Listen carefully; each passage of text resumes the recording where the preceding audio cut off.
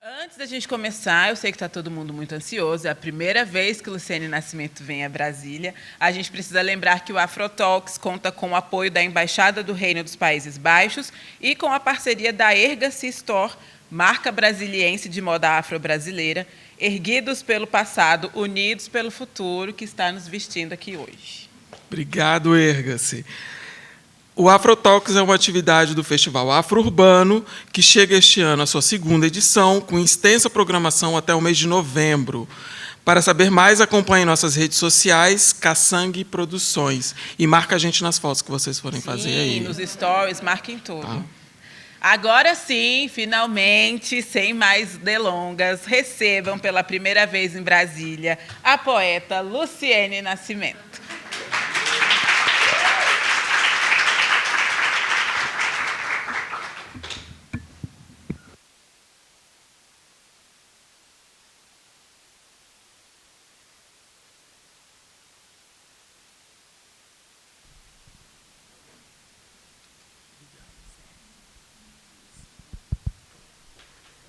Oi. Boa noite. Tudo bem com vocês? Olha, eu vou sentar primeiro, depois talvez eu levante. Que bom que temos um intérprete. Boa noite. Quero começar com 3 coisas muito importantes. Primeiro, pedir a bênção e a licença aos meus mais velhos, a pessoas que conversam sobre esses temas há muito mais tempo que a gente. E eu acho que é importante saudar quem está no front há muito tempo, fazendo isso que a gente hoje faz, de maneira um pouco mais facilitada, porque essas pessoas se propuseram a fazer isso antes de nós. Quero agradecer que vocês saíram de casa hoje para me ouvir, isso é muito importante. Assim, eu espero que o que eu vier conversar hoje com vocês faça valer esse movimento de vocês. O movimento de vocês me movimenta e essa circularidade é que faz a gente se posicionar de uma maneira poderosa no mundo. E quero agradecer a Caçangue Produções, porque nós temos aqui em Brasília uma produtora afro-referenciada que me trouxe de uma ilha em Salvador e se propôs a fazer isso para que a gente consiga se reunir, se reconhecer, olhar uma plateia, ver gente parecida com a gente. Isso importa muito, né? Às vezes eu suponho que aqui em Brasília talvez não seja muito comum, e quando isso acontece já tem valor em si, né? Só da gente saber que a gente não está sozinho. Então, obrigada a Caçangue Produções, marquem muito eles nas redes mesmo, assim, vai ser muito massa que isso continue acontecendo e continue sendo bom tanto para o trabalho deles quanto para a formação aqui da gente que se movimenta a partir desse trabalho. Tem uma última coisa. Normalmente, as pessoas que se movimentam para me escutar são pessoas que gostam de poesia, que escrevem poesia, que leem poesia, que escrevem no finalzinho do caderno, mas que têm vergonha de mostrar para as pessoas.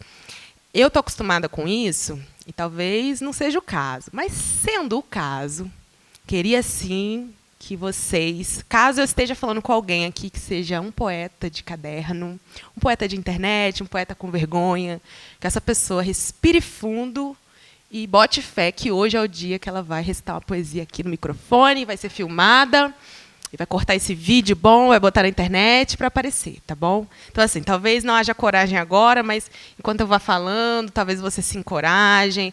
Pensa assim, poxa, qual a probabilidade de eu vir aqui e ela falar isso? Tem que ser para eu subir aqui, entendeu? Então, assim, às vezes você está aí pensando, será que é para mim? Eu acho que é, tá bom? Aproveita a oportunidade, que a gente está aqui aconchegadinho. E, às vezes, é uma música que você sentiu, que faz sentido, entendeu? Vamos fazer isso acontecer, tá? Quem achar que faz sentido aí, quem pegar, pegou, né?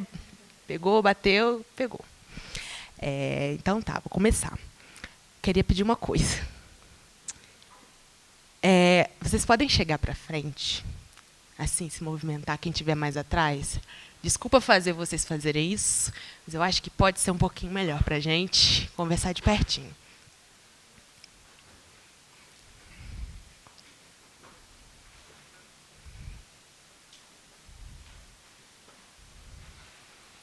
Ai, que bom. Obrigada.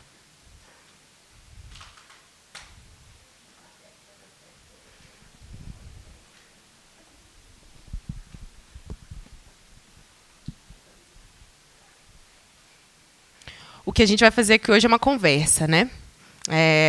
Se alguém sentir a vontade, muito tocado também para querer posicionar, falar um negócio, não façam cerimônia.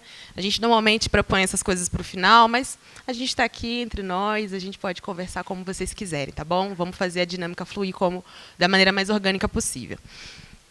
Eu queria começar essa nossa conversa contando uma história para vocês, já que vocês estão aí dispostos. Quando eu cheguei aqui em Brasília, que é a primeira vez que eu estou aqui, isso é motivo de muita alegria, assim, né? Tem muitas coisas aqui que fazem parte do imaginário e tal. E aí a gente deu uma caminhada pela esplanada e eu vi a estátua da Justiça, que é uma imagem que sempre esteve bastante presente, assim, na minha formação até, né? Eu sou uma pessoa que vim do estudo do direito. E, de alguma maneira, a gente vai entender o que isso tem a ver com poesia. Sigam o raciocínio. Quando eu vi essa estátua a estátua da Justiça ali, ela tem esses olhos vendados, certo? Sentadinha, com uma espada no colo. Nas representações muito frequentes da imagem da Justiça, nos escritórios de advocacia por aí, nos quadros que tem por aí, normalmente a representação é dessa imagem de uma mulher, né? Uma imagem feminina, a Justiça, que tem seus olhos vendados, porque a proposta é que ela enxergue, não veja a diferença, né? Essa é a proposta. E que ela traga na mão essa imagem, né, que é a imagem da deusa Têmis, uma mulher de espada na mão e de balança numa outra mão e com os olhos vendados, né? Essa imagem sempre foi muito frequente para mim. Aí eu entendi, ok, isso aqui é a Justiça. Ocorre que eu dei uma movimentada na minha vida por opção. Falei, preciso morar em Salvador. Vocês vão entender isso, que Salvador é essa meca, né? Que se você está muito querendo compreender questões raciais, a gente sente vontade de estar próximo dos nossos, e eu senti isso pulsando no meu corpo de uma maneira assim que eu não pude evitar. Então, quando o livro aconteceu, eu larguei tudo em Coatis, uma cidade que eu morava, de 14 mil habitantes, para conhecer Salvador. Cheguei em Salvador, assim, só com 2 malas, desse jeito. Quando eu cheguei em Salvador, já com o livro funcionando, eu fui convidada a fazer parte de um grupo muito poderoso, que é o Selo Editorial de Juristas Negras, que também não cheguei de bobeira, né? Cheguei, já tinha alguma coisa acontecendo. E aí, assim, a gente estava conversando ali agora há pouco, né, sobre como a gente fica se questionando, será que eu mereço estar naqueles espaços? Será que eu mereço? No dia que a gente fez uma primeira reunião das juristas negras, eu falei, meu Deus, o que é isso? Porque eu nunca estive num espaço onde tivesse muitas de mim, assim, né? Você imagina um grupo de juristas. De repente, eu me dei conta de que eu estava numa reunião com 40 mulheres negras, poderosas, ex-ministra, procuradora federal, promotora de justiça de Salvador, que estavam me propondo a seguinte reflexão. Olha, a Justiça é uma mulher negra. Aí eu ouvi aquilo ali, eu pensei assim, tá bom, se vocês estão dizendo, deve fazer sentido, assim, mas é curioso, porque o que a gente sabe de justiça, a gente que está ligado no que, na realidade, a justiça brasileira consegue perpetuar muitas desigualdades, né? E eu ficava imaginando como deve ser você dizer para uma mulher preta, cujo filho foi preso injustamente, que a justiça é uma mulher negra. Se faz sentido, assim, nesse lugar, nesse Brasil desigual, que a justiça é uma mulher negra? E, no entanto, aquelas mulheres estavam lá, dizendo que a justiça é uma mulher negra, que a justiça é uma mulher negra. E eu pensei assim, eu preciso ser convencida, porque elas vieram antes.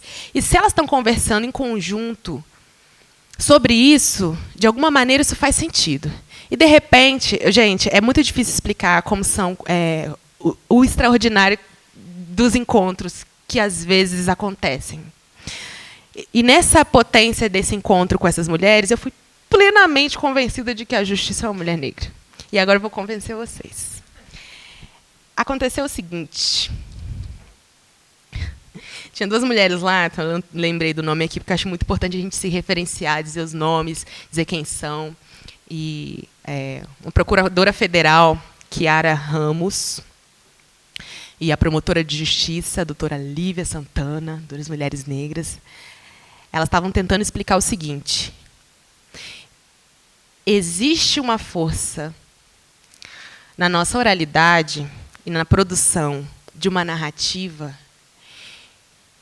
muito sofisticada, que pode sugerir ao Brasil pensar uma sofisticação ética de uma justiça baseada na orixalidade. Vocês já ouviram falar de orixalidade?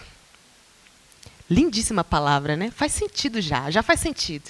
Porque ela pensou assim: e se a justiça não fosse representada por uma grega com o olho vendado, mas por Xangô? E se a justiça fosse referenciada por Oiá, os ventos, a espada? E se a justiça brasileira, que se pensa dentro de um território que perpetua desigualdades, fosse pensada a partir de referenciais que fizessem sentido para a gente, será que essa justiça seria tão injusta? E elas pensaram assim: a gente precisa, a partir de nossa orixalidade, sugerir ao mundo que se afro-referencie, porque a nossa palavra importa. E aí, a partir desse dia, que eu falei, que isso? Só elas podiam pensar nisso. Eu escrevi um texto, e é a partir daí que a gente vai começar a falar sobre poesia no contexto da intolerância. Porque eu pensei no meu incômodo quando eu ouvi essas mulheres falando que a justiça é uma mulher negra, e, de repente, porque eu fui convencida disso no processo. Assim. A justiça é uma mulher negra. Mas onde ela está?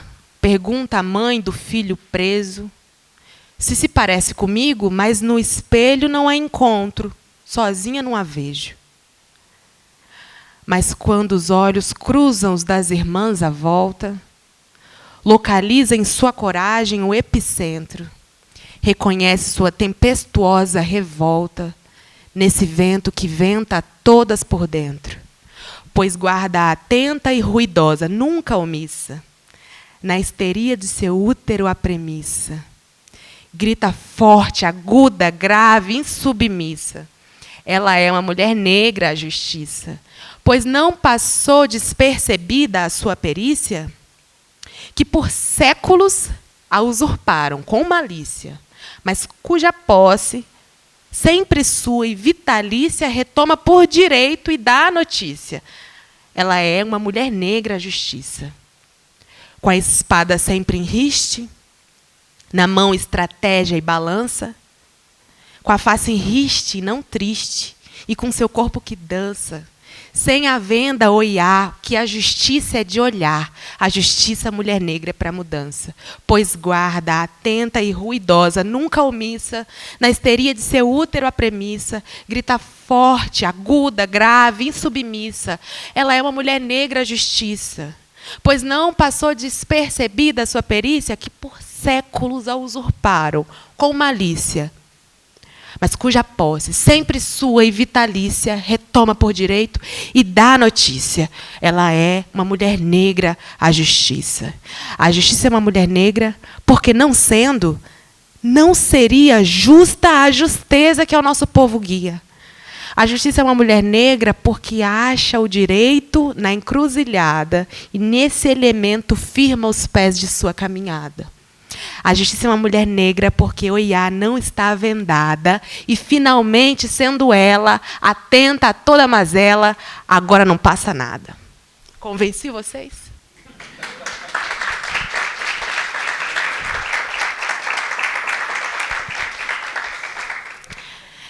E agora vejam como é potente a Oi?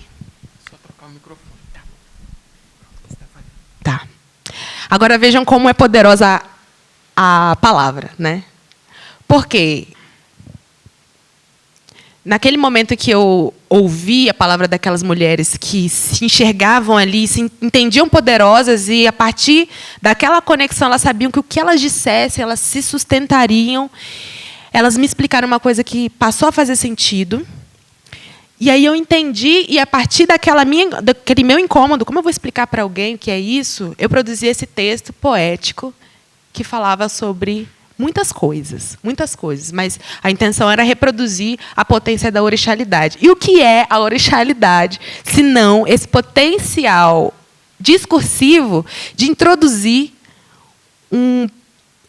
uma sofisticação ética mesmo, para se pensar a estrutura social a partir dessa ética proposta pelas religiões de matriz afro e ameríndias, e que não se pensa só a partir da religiosidade, porque vocês já pararam para refletir nessa minha fala que a gente estava falando de uma deusa grega e estava tudo bem? Isso é louco, né?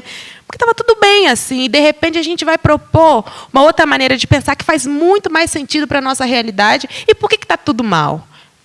Porque, na verdade, mesmo não sendo, caso não seja você uma pessoa que professa uma religião de matriz africana, é impossível desconsiderar a importância disso para a fundamentação das coisas que a gente acredita na luta contra a discriminação, na luta em direção às coisas que a gente defende. E aí eu entendi, não só aí, mas assim, aí para mim foi esse grande estalo que faz sentido eu estar aqui hoje conversando com vocês sobre poesia no contexto da intolerância. As comunicações que a gente pode propor ao mundo são muitas, a gente faz isso o tempo todo. Racionais faz isso há muito tempo, né?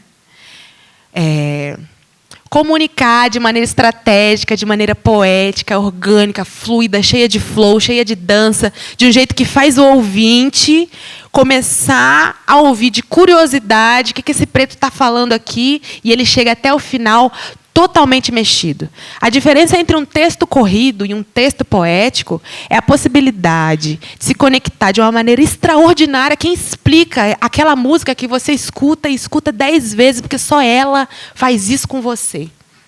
Só ela. Tem aquela frase, aquele jeito, tem um timbre ali, um grave naquela voz, um jeito de dizer. Tem uma poesia ali que se conecta com um sentimento da tua alma que você não sabia nem o nome, que nem que nome tinha. Tem pouco tempo que eu aprendi a potência da arte desse jeito, sabe? É possível que vocês reconheçam, se reconhecerem, façam assim para eu saber, como a arte, pelo menos da maneira como a gente aprende, pode ser compreendida como um território para poucos. A arte, aquela lá. Aquela pintada lá, aquela feita lá, com o nome lá, que é consagrada por eles lá, que é condecorada, comemorada por eles lá, que usam eles lá como referência nos seus textos, nas suas obras. E aí, essa arte lá não parece muito aquilo que a gente faz, né? Eu demorei muito para me reconhecer como poeta. Eu já fazia um monte de coisa boa, mas eu não sabia que era boa porque não tinha ninguém para eu ver, para dizer para mim que aquilo era bom bastante, e nem para eu me reconhecer como tal. Não era incomum perguntarem quais eram as referências dos meus textos, né? Querendo saber quem eram os poetas. Só que, assim, para mim, poeta, que é poeta, um Fernando Pessoa, ou qualquer outro homem branco, cis, de meia-idade, circulando um álcool num gelo, com seus filhos criados por uma esposa, né? Porque aí ele tem tempo de criar poesia. E eu nunca me reconheci nesses indivíduos. Até que um dia eu me dei conta de que meus textões, esses textões que a gente escreve com raiva no Facebook... Vou aproveitar para falar isso, abrir um parêntese, que foi uma coisa que eu aprendi que mexeu muito comigo. Tem uma autora chamada Asa Njeri, com Njeri, não sei se vocês conhecem. Asa Njeri ela fala sobre filosofia africana de um jeito muito mágico, e ela cunhou um termo chamado afrosurto, que eu acho que todo mundo vai saber o que é, que a gente não sabia muito bem. Eu não sabia que eu estava passando pelos afrosurtos que eu estava passando, que é o seguinte: em algum momento a gente toma consciência, porque o cabelo cresce para lembrar, porque a situação de racismo a gente já não aguenta mais sofrer, e em algum momento a gente toma consciência de que a gente foi enganada a vida toda. que a gente só leu essa literatura que nos afasta da verdade, da nossa história, que a gente se vestiu para se fantasiar de alguma coisa que não se parece com a gente, que toda vez que a gente tenta firmar o corpo para transitar nesse espaço de poder, alguém vai lembrar que o seu lugar não é ali, porque você tem cara de qualquer outra coisa que não seja uma pessoa poderosa. Quando você se dá conta disso, você fica muito puto. Você fica assim, meu Deus, como fizeram isso comigo? Aí você começa. Não, porque o racismo... Porque aí o texto... Escreve, aí briga no Facebook, no comentário. E fica achando que o mundo não tem jeito. Porque não é possível. Você sabe que são poucas as pessoas que têm consciência que nem você. Tem muita gente, mas não é tanto assim, porque o racismo está massacrando a gente assim, de uma maneira fantástica. Como ele pode se estruturar por séculos? Como ele pode fazer isso com a gente? E a gente, o movimento negro, há décadas, como a gente está morrendo desse jeito? Aí a gente fica achando que não tem saída, que acontece muito comigo, meninas muito novas, perguntarem assim, o que a gente faz agora? O que a gente faz agora? Não tem jeito. E aí eu consigo me lembrar da Conceição Evaristo, com seus 80 e tantos, e Lélia Gonzalez, que já foi, não, Sueli Carneiro, dessas mulheres que estão na luta há muito tempo. E eu me lembro que a Zangieri fala que o afrosurto é esse surto que nos acomete, essa raiva e a sensação de que o mundo vai acabar. Mas o mundo como ele é desastroso, mas a gente vem de um mundo muito mais antigo. Quando alguém conta a história de Kemet, de África, a gente está sobrevivendo há tanto tempo. A nossa missão, depois de lúcidos, é tirar nossos irmãos do afrosurto para a gente conseguir sobreviver aos 80, aos 90, comunicando de maneira estratégica maneiras de lutar nesse sistema catastrófico, mas que ainda não conseguiu nos matar enquanto povo. Porque o mundo não vai acabar aqui. Não vai. Não vai. Ailton Krenak é um autor que diz que, para o mundo que a gente vive, é mais fácil imaginar o fim do mundo do que o fim do capitalismo. Olha que loucura, como a gente consegue pensar em futuros distópicos e mundos acabando sem problema acabar, sendo que esse sistema tem aí seus 300 anos. E a gente não tem nossos 30 mil anos?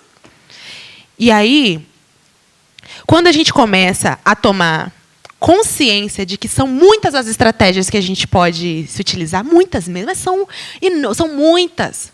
São nossas roupas, são nossos cabelos, é a nossa fé, é a nossa palavra. A gente se dá conta de que até por meio da poesia a gente consegue lutar.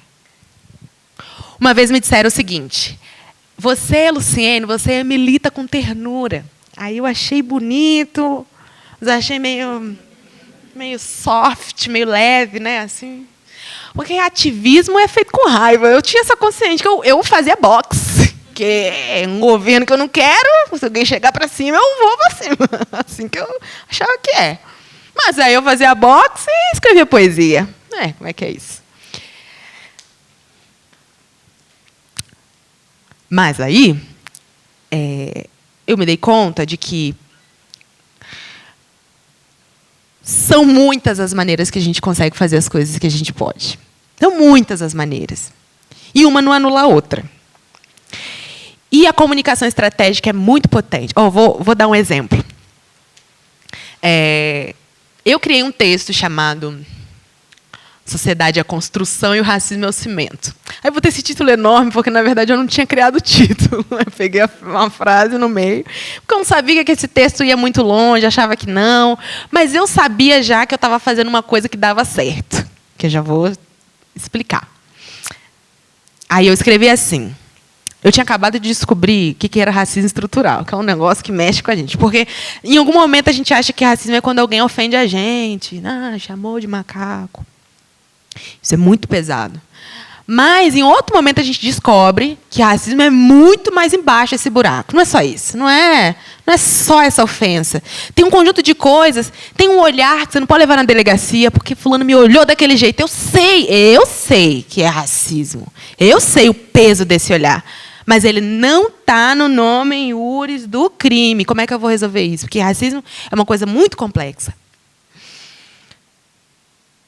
E aí, quando você descobre que é estrutural, que está no meio das coisas, eu pensava assim, isso foi fantástico para a minha consciência, para eu começar a transitar no mundo de uma maneira muito mais atenta, para nomear as coisas. Eu falei, eu preciso que outras pessoas entendam isso. Porque tem gente perto de mim achando que é só chamar de cabelo ruim. E por que é que chamam, né? Assim. Aí eu escrevi assim. Nunca esqueci Soninha Freitas palestrando em Beabá para tentar explicar a complexidade do problema do racismo no Brasil. Ela dizia algo como: bom exemplo é a construção. Pense em paredes de uma residência. Tijolos formam estrutura e, com concreto, a arquitetura ganha formato e aparência. Sociedade é construção e o racismo é o cimento, componente estrutural, formador fundamental do interior e do acabamento. E nessa fala eu acrescento: a nossa estrutura social foi forjada no sofrimento. Houve apoio intencional, atuante, fraudulento, apoio internacional à tese do branqueamento, descolorindo e repintando, tinta de sangue e caneta, que se não branqueou os corpos, alvejou as almas pretas, impôs ao traço apagamento.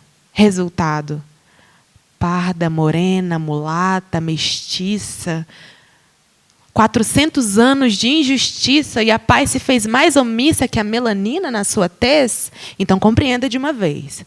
Se a tua história te pigmenta e a sociedade te lê marginal, a necessidade te orienta a querer justiça racial.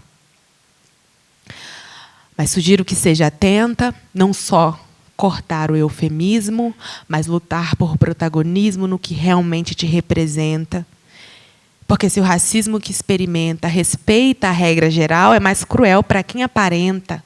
Quanto mais preta, mais desigual. Mas há motivo de luta para todas nós, afinal. Preferida ou preterida, preta ou parda e BGE, a vantagem só é oferida por quem o sistema racista quer. Queremos desconstrução, porque tentar sugar cimento sem romper a estrutura é como pôr atadura em anos de adoecimento. Conserto é planejamento, consciência, postura, análise de conjuntura, vontade, conhecimento, educação. Educação rima com coisas muito simples. Rima com falarmos as nossas coisas não só em novembro.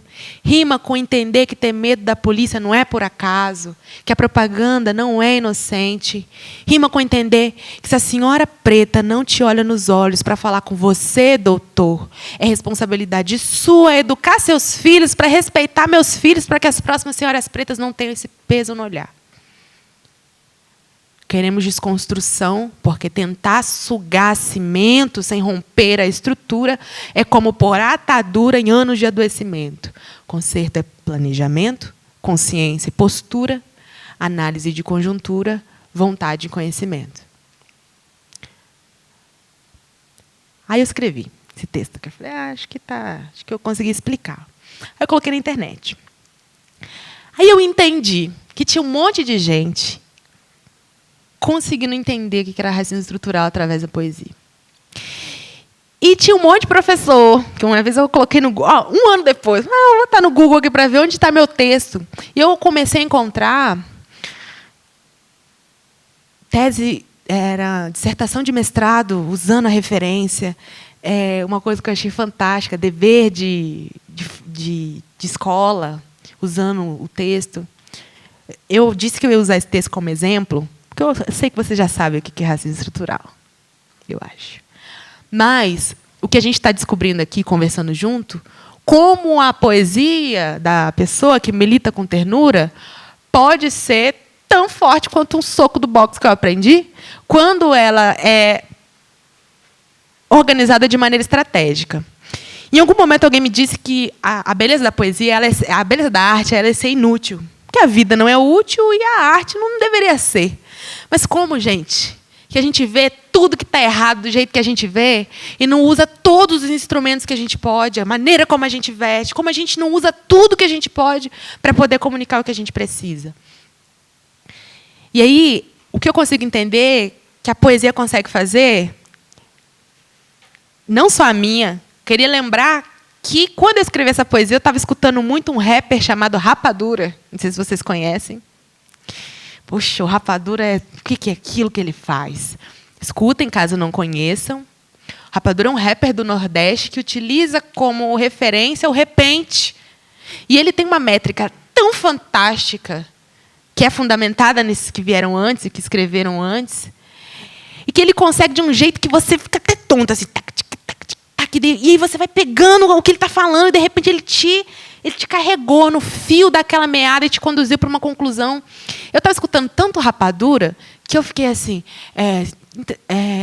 porque tentar sugar cimento sem romper a estrutura é como pôr atadura em anos de adoecimento. Quando eu vi, eu estava fazendo o que ele estava fazendo, sem saber, porque assim, na época eu estava escutando Rapadura. Quando eu entendi que eu estava fazendo aquilo, eu vi como era potente a poesia dele, porque o que ele estava me ensinando ali, além dele estar fazendo algo do fundo do coração dele, que era cantar a realidade do Norte e Nordeste, era se utilizar de uma estratégia de comunicação que fluiu para mim de um jeito que eu entendi que funcionava e fiz no meu texto funcionar e descobri que, porque ele tinha uma riqueza gramatical, podia ser usado nos exercícios de português, por exemplo. É aí que está a diferença. Estava falando com o pessoal da produção, né? Como é que a gente se esforça para ser 2 vezes melhor? Nem percebe, né? Porque como que a gente já... Vocês já leram um texto ruim? Um texto assim que você...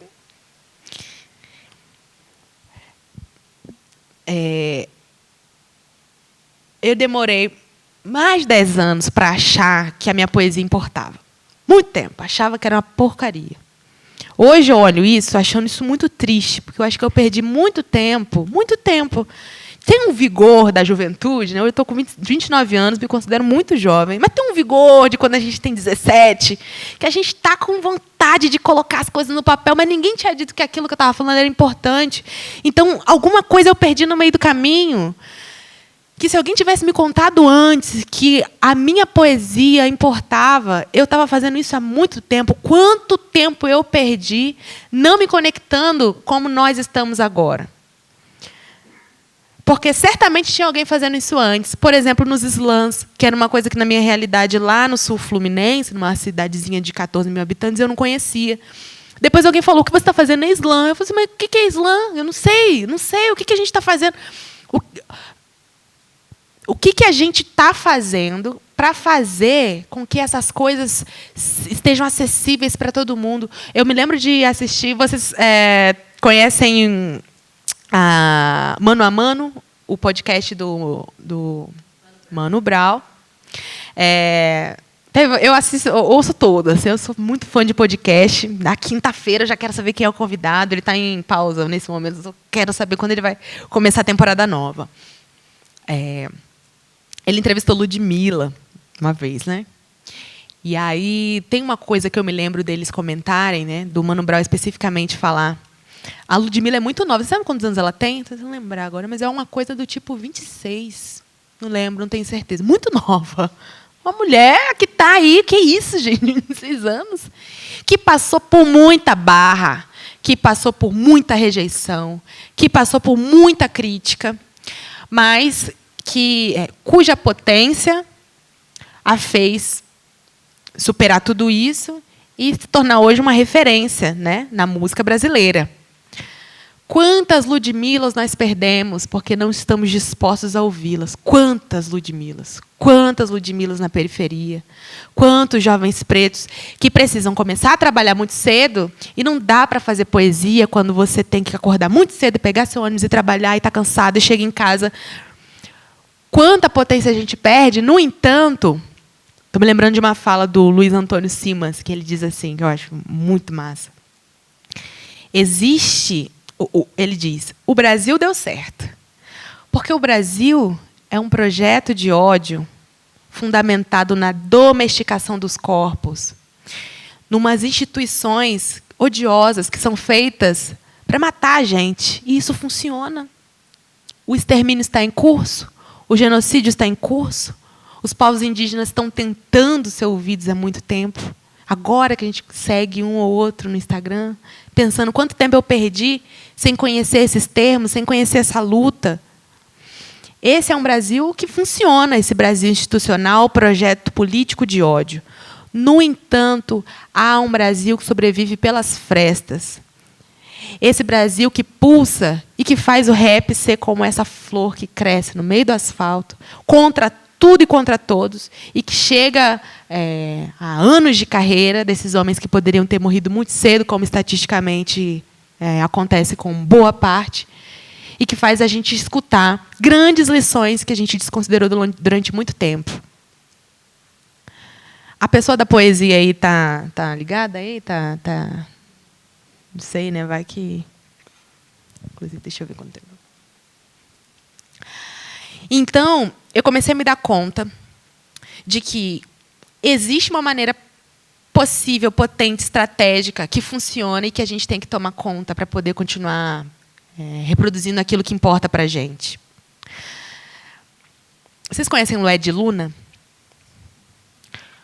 Foi em uma quarta-feira, saí para te procurar. Andei a cidade inteira, mas cadê você? A cidade é grande, as pessoas muitas, e eu por aí sem te encontrar. Vou pedir a Oxalá. Oxalá quem guia. Oxalá quem te mandou. Tanta volta para nenhuma resposta. Tanta volta para nenhuma resposta. Tanta volta para nenhuma resposta. Nenhuma resposta, mas um punhado de folhas sagradas para me curar, para me afastar de todo o mal. Para-raio, bete branca, assa peixe, abre caminho, patchouli, para-raio, para me afastar do mal, para me afastar da inveja, para atrair o amor, para atrair o que for bom, bom, bom, bom, bom, bom, bom. Conhece a música? Vocês reconhecem a orixalidade aí? Porque eu não conhecia para-raio, bete branca, assa peixe, abre caminho, que também é folha, patchouli. Olha que coisinha linda que essa mulher colocou nessa letra. Ela falou da potência da procura.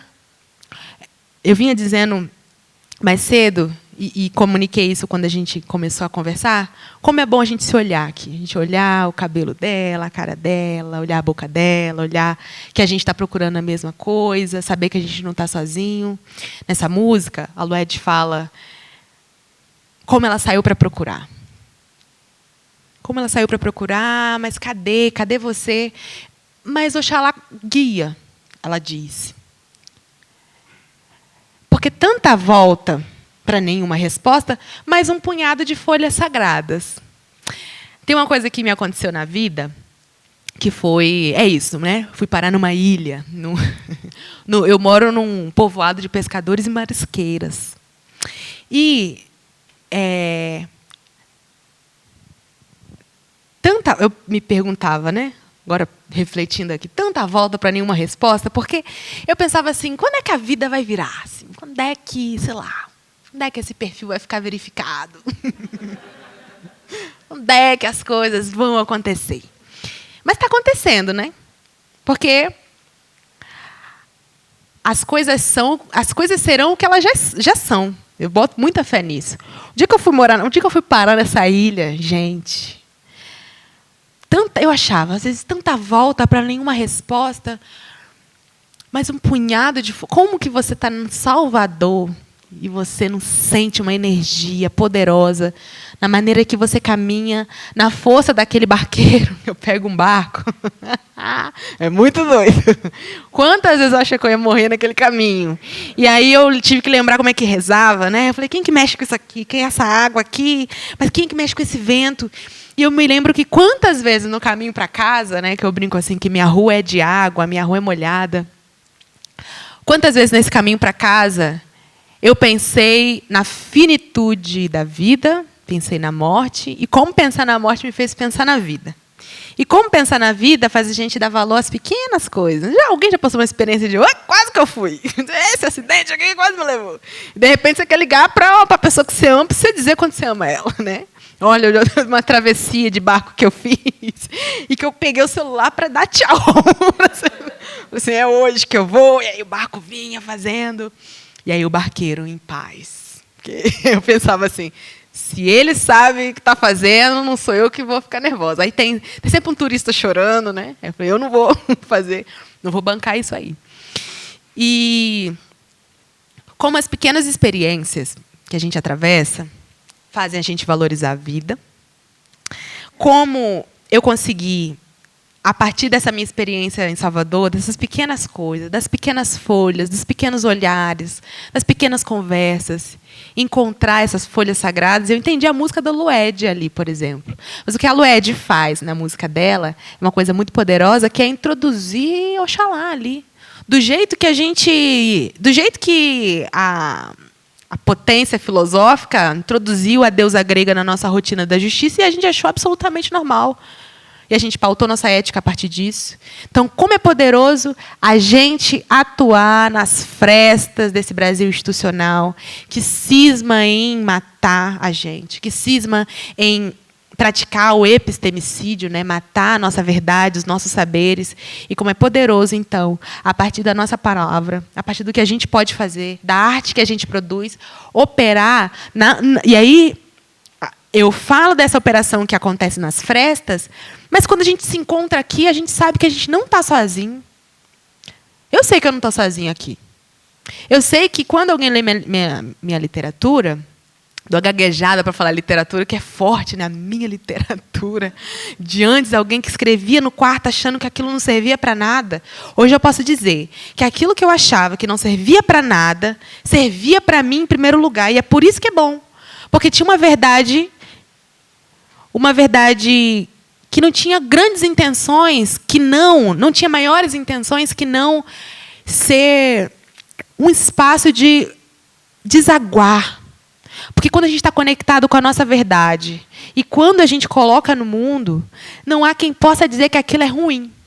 Não há quem possa dizer que a sua verdade não importa, que a sua verdade não é verdade. E você, quando faz algo poderoso, conectado com a sua verdade, invariavelmente, colocando isso na rua, vai encontrar alguém que sentiu parecido. Porque nós estamos silenciados há tanto tempo que, quando a gente fala, a gente faz uma conexão poderosa. Então, eu tenho certeza que muitas coisas que eu estou falando aqui, vocês reconhecem na vida de vocês, e que talvez eu esteja aqui para lembrá-los como nós não estamos sozinhos. E como sozinhos a gente não faz nada. E quando nós nos vemos, nós podemos começar a nos organizar. Porque quando vocês marcam a caçangue lá na rede social de vocês, vocês promovem mais eventos como esse. Eles não me pagaram para falar isso. É uma coisa assim. Porque eu consigo perceber a potência dessa viagem que acontece na minha vida para que a gente esteja aqui conectado. E como é importante que a gente se fortaleça, porque é a gente responsável por isso. Porque como é importante que você ouça a música do teu amigo e fala, cara, você é muito bom no que você faz. Continua fazendo isso. Tanto quanto você junta dinheiro para comprar a peça artesanal da pessoa que faz com amor, porque você sabe a importância daquilo, e você veste de outro jeito, né? Uma coisa é comprar na Renner, outra coisa é comprar de uma pessoa preta que fez com amor, que fez com luta. Porque é nesses modos que a gente se reconhece, que a gente se conecta, que a gente se organiza, que a gente se potencializa, que a gente se escuta, que a gente se projeta e que a gente começa a perceber que a gente não está sozinho, que a gente convence os outros da nossa originalidade, da nossa verdade, como aquelas mulheres fizeram comigo. E hoje eu sei que as coisas que eu falo importam, porque vocês estão aqui para me ouvir, porque tem uma produtora incrível me trazendo para cá. E eu acho que a gente consegue fazer a manutenção desse círculo para a nossa roda acontecer e a nossa vida funcionar do jeito que a gente deseja. Agora é a hora que a gente vai escutar a poesia de quem? Tem alguém? Alguém sentiu? Ai, que bom. Vem cá.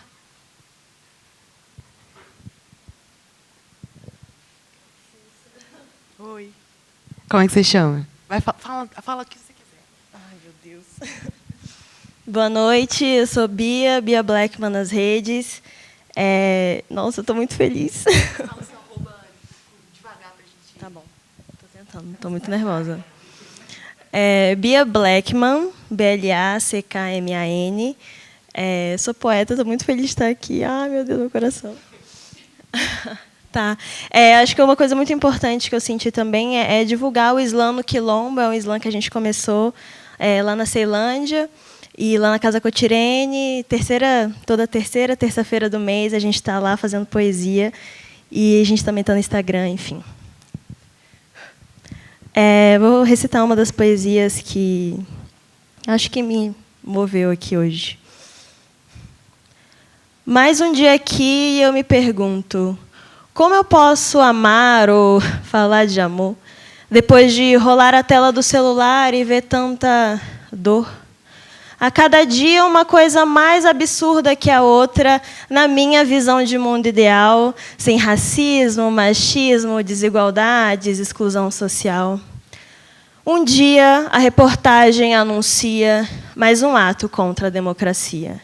No outro, mais uma violação de direitos trabalhistas, mais a fome estampada na capa do jornal e o ataque aos Yanomamis foi fatal, sem espaço para respirar. E nas bordas do noticiário, mais um pretinho no obituário chega. E pensar que ainda ontem escrevia com a certeza de sentir felicidade nas trocas de olhares, desejando novos amores, afetos, calores humanos. Ando em modo resistência, o que já virou normal nos últimos anos, e haja paciência nesse mundo, onde as telas guiam muitos caminhos para o mesmo destino, sem considerar o lugar de onde partimos. Me sinto ingênua por acreditar e chego a sonhar que as coisas podem ser diferentes e que realmente vão mudar. Mas, como se para me provar do contrário, meu coração segue batendo. E sempre que eu preciso respirar, ou toda vez que alguém me pede um prato de comida, no final do dia, meus dedos seguem resistindo e escrevendo poesia. Eu sei que a poesia não vai matar a fome, que as palavras não vão comprar o pão, mas, como quase todo o povo brasileiro, esse ano eu fico à espreita, esperando a eleição. Porque dizem por aí que é quando a gente vai ter o poder de decidir quem morre e quem vive nesse país. Obrigada.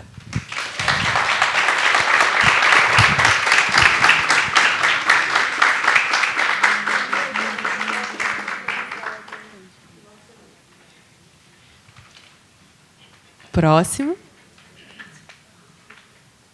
Vem. Alguém vem? Qual é o seu nome mesmo? Alguém mais?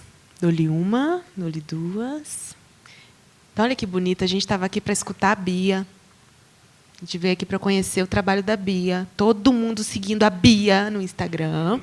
Quem mais a gente vai seguir? Qual é o seu Instagram? Erga-se Story. S-T-O-R-E. Erga-se Story, todo mundo, por favor. Caçangue Produções, por favor. E Luciene Nascimento, né? Lucinasque, caso não estejam. E tem mais alguém para seguir? Você tem @ no Instagram? Qual é? Maleta Cultural. @Maleta Cultural. Tá bom. Quem mais para seguir?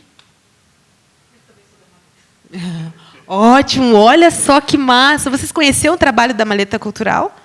Olha que bom que a gente está aqui, né? Então, a gente veio aqui para escutar a Bia, para conhecer Maleta Cultural, para conhecer mais o trabalho de Caçangue. Que bom, né? Funcionou, então. Foi bom, não foi? Não sei, né? Às vezes eu estou aqui falando, mas eu sou suspeita.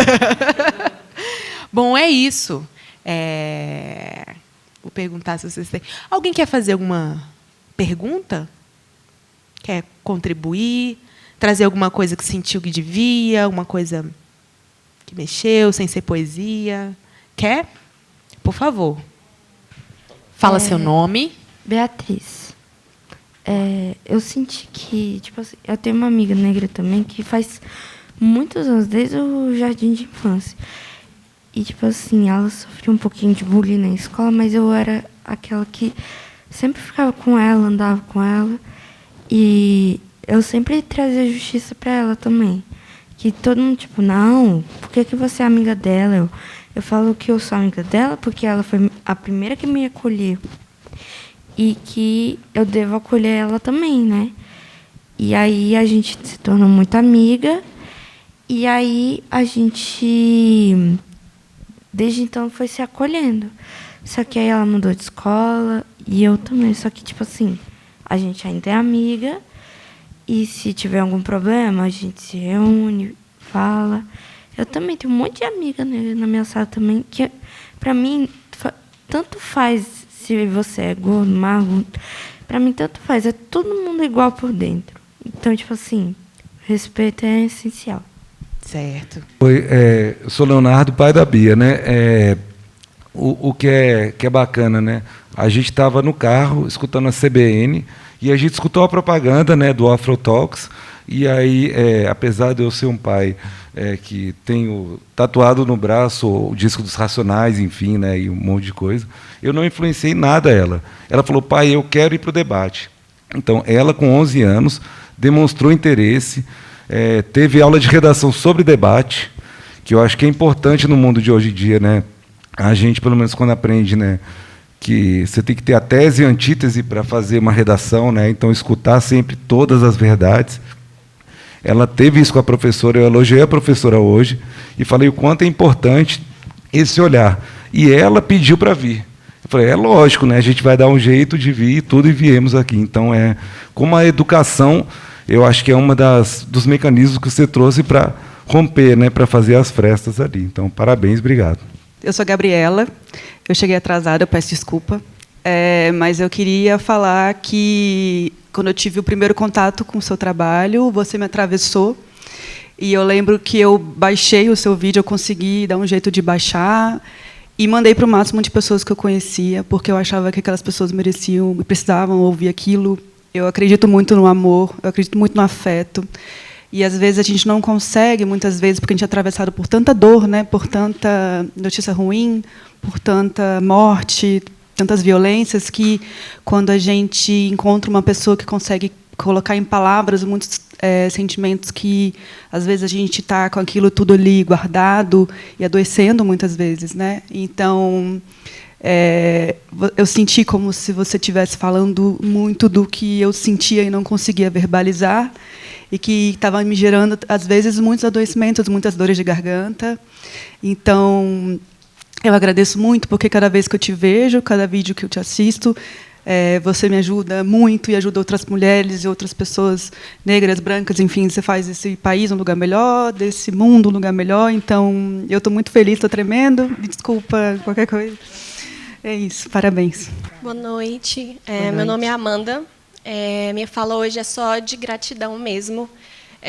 Você foi falando, eu fui anotando algumas coisas que eu queria te passar, porque você falou algo que me marcou muito, que foi: ninguém me disse que o que eu fazia era importante.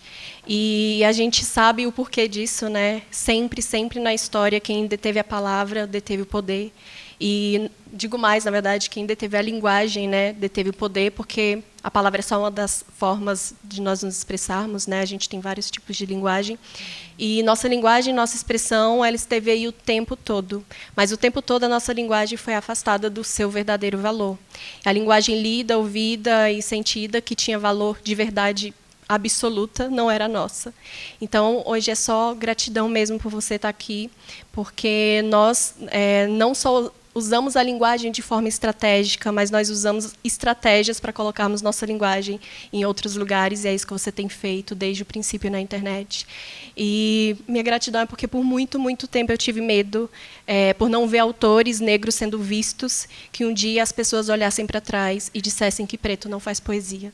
Nós fazemos poesia, você faz poesia, e é isso que ajuda todos nós na nossa travessia de volta. Obrigada. Boa noite, eu sou Guilherme, eu sou enfermeiro obstetra, e eu também tenho muita gratidão por esse momento, por esse espaço, né? Eu sou a minoria em tudo que eu faço. Eu sou um homem preto, e mesmo em um mundo machista, eu consegui ser a minoria na obstetrícia, onde é um mundo de mulheres, né? E, infelizmente, mês passado eu sofri racismo no meu ambiente de trabalho, e foi um momento muito difícil para mim, por mais que já não foi a primeira vez que eu sofri racismo, mas foi um ambiente que eu me senti muito sozinho, porque as pessoas que estavam lá, infelizmente, não lutaram comigo. E foi aí quando eu comecei a me questionar se realmente eu estava ali no momento certo, na hora certa, fazendo, se aquele lugar era realmente para onde eu estar, né? E eu acho que momentos assim são muito importantes, porque são lugares que a gente se sente acolhido, são lugares, como você falou, que nós conseguimos ver pessoas como nós. E em lugares assim a gente consegue abaixar nossa armadura, consegue abaixar aquela proteção que a gente tem todos os dias, a proteção de eu estou aqui porque eu mereço estar e eu não estou roubando o lugar de ninguém, eu estou aqui porque eu conquistei. Então, gratidão por ter vindo aqui, gratidão por ter falado e gratidão por ter unido todos nós, que eu tenho certeza que todo mundo sai daqui com alguma coisinha. Muito obrigado. Oi, boa noite, Luciene Nascimento. Boa noite. Meu nome é Valesca Barbosa. Eu tenho um livro para te dar. Eu escrevo. Não é poesia, é crônica. E aí eu também queria te dizer como eu me encontrei aqui, né? E tive até respostas ouvindo as tuas falas, que eu fui apresentada a você por uma irmã que me mandou. Você conhece? Aí eu ainda não te conhecia há um tempo. E o ano passado e esse ano eu organizei, e num esforço assim que eu me perguntei por que eu faço isso. O Julho das Pretas que escrevem no DF, né? Então, esse ano, o ano passado foi pequenininho, organizado em uma semana antes, por causa de uma história, que me chamaram para o evento, e eu perguntei, mas tem a ver com o Julho das Pretas? E a pessoa não sabia, né? Era uma pessoa branca, e eu pensei, vou atrás de um evento próprio, né? De preta. E aí fiz correndo, esse ano ele cresceu mais, foi abarcado pelo Festival Latinidades, então tinha muita preta, muitos livros de pretas, e aí a gente tem um Instagram, o Julho das Pretas que escrevem DF, que eu chamo as pretas que escrevem aqui, para se juntarem, e quando você fala em conhecer, se reconhecer, é isso, né? E eu também me fiz essa pergunta um dia, por que escrever? Estou esperando a aprovação de alguém até dizer, não preciso mais, eu quero escrever para viver, sobreviver, porque é meu e precisa sair. Então, é isso que a gente traz, né, nesse grupo das pretas que escrevem. Se escreve, se é publicada, se é poesia, se é prosa, se sonha só, se está na gaveta. Também digo que nenhuma mulher preta passe mais 20 anos com o seu livro na gaveta, como aconteceu com Conceição Evaristo, né? Então, em nome de todas nós, né, se eu posso fazer isso, mas desse esforço de juntar essas mulheres pretas que escrevem no DF nessa coletiva, eu honro e agradeço a sua presença aqui e a sua existência, viu? Meu nome é Adelaide. Eu queria fazer uma pergunta. E se, por acaso, você achar que não convém, né, não precisa ir adiante. Eu sou também do Julho das Pretas, que escrevem, né, sou escritora, e trabalho também com escrita criativa. Né, tenho um coletivo, Vozes de Anastácia, E quando eu estava organizando um curso de escrita criativa, e eu ia falar sobre os arquétipos, né?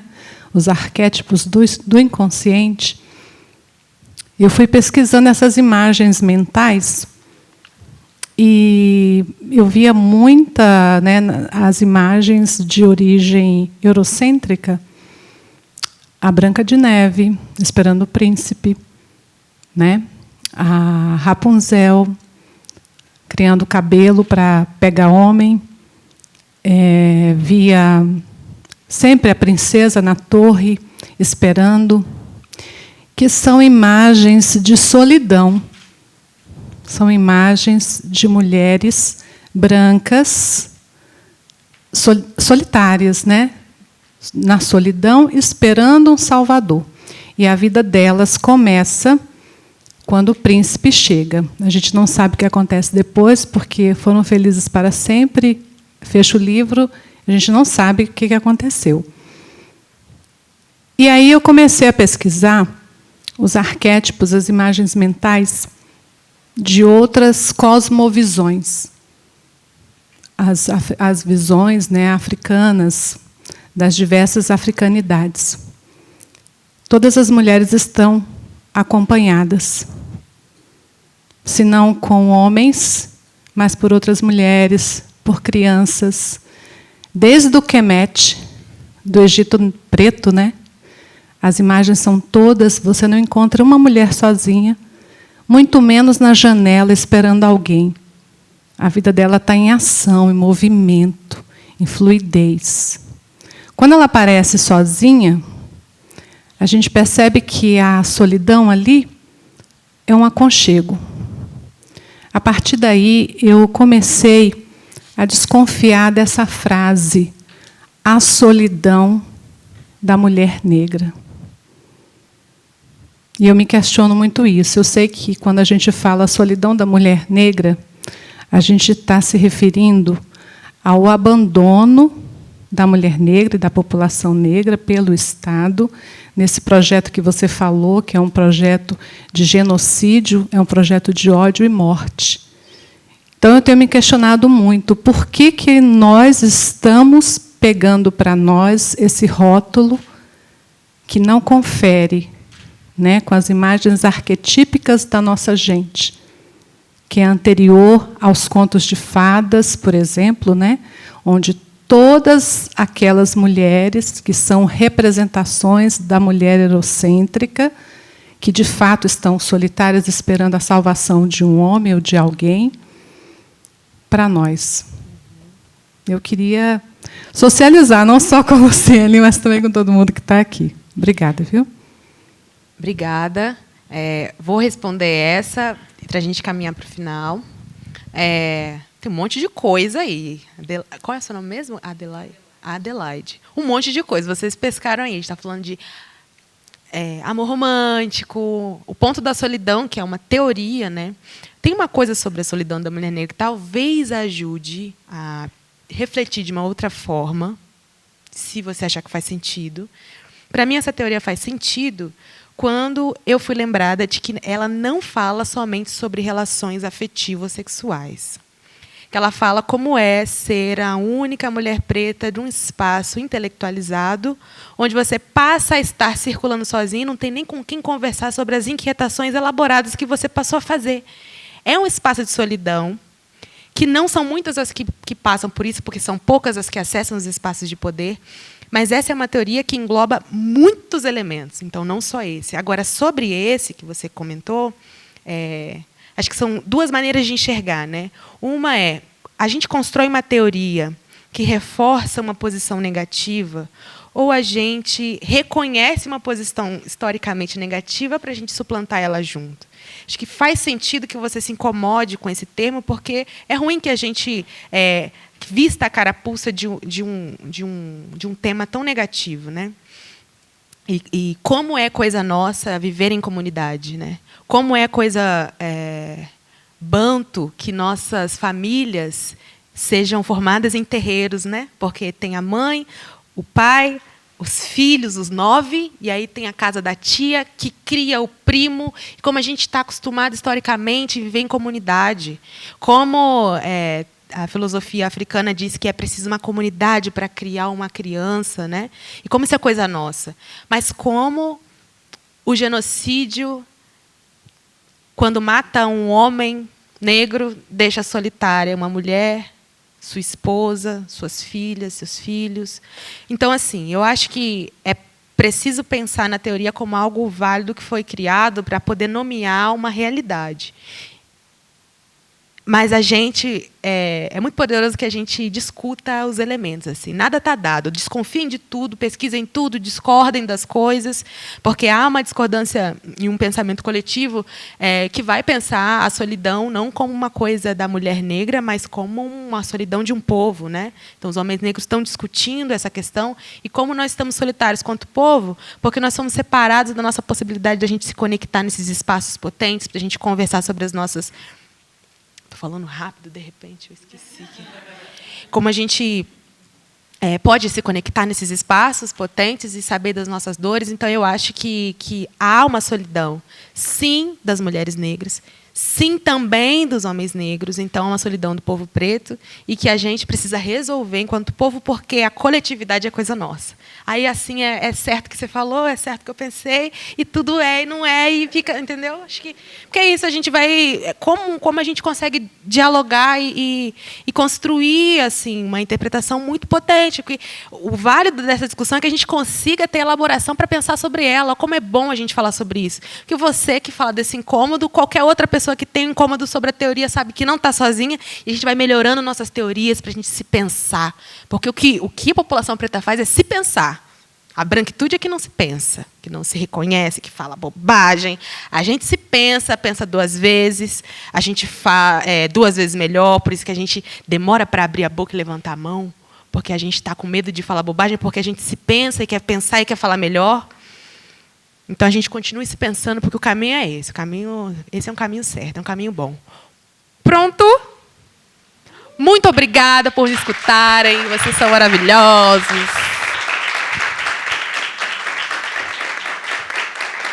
Muito obrigada.